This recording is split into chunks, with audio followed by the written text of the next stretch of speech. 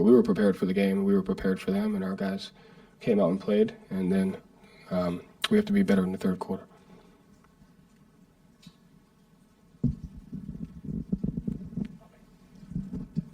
Joe, you've mentioned a few times getting away from the game plan. What specifically veered out of what you guys were trying to do? I guess specifically for the defense you're referring to. Just giving up threes in transition.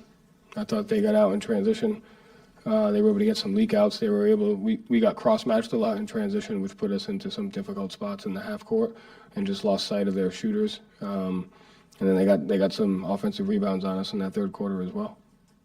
You mentioned the preparation being where it needed to be. You know, Al saying what he did in practice yesterday, and you know, Malcolm mentioning that. Did anything kind of, you think, spill over from preparation? We won 3 out of the 4 quarters. We lost 1 quarter because we dropped our sense of urgency. So no. And was that just from kind of the position you were in going into halftime with him? Yeah, I mean, I think some of that has to do with it. I think also we played harder than they did in the first half, so naturally they're going to respond. And when you're playing at a certain level, especially against a team like this, you can't just think that what you did in the past is good enough. And so we have to adjust our mindset regardless of what we're doing in one quarter. We have to raise our level of urgency. We have to raise our mindset, knowing that they're going to respond. And that's what this series is about, is how long can we stay the more competitive, the more physical, the more disciplined basketball team.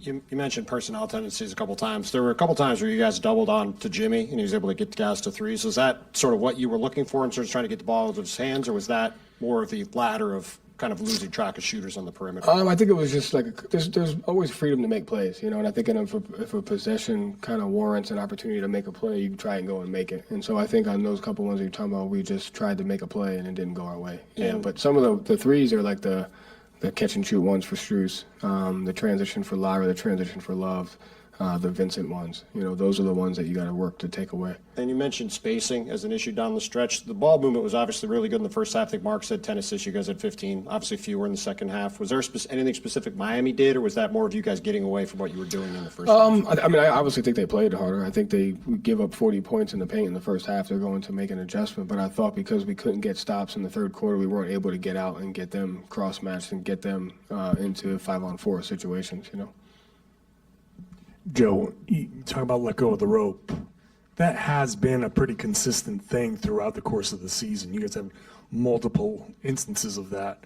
Why haven't you now in the Eastern Conference Final, why haven't you guys been able to break that habit?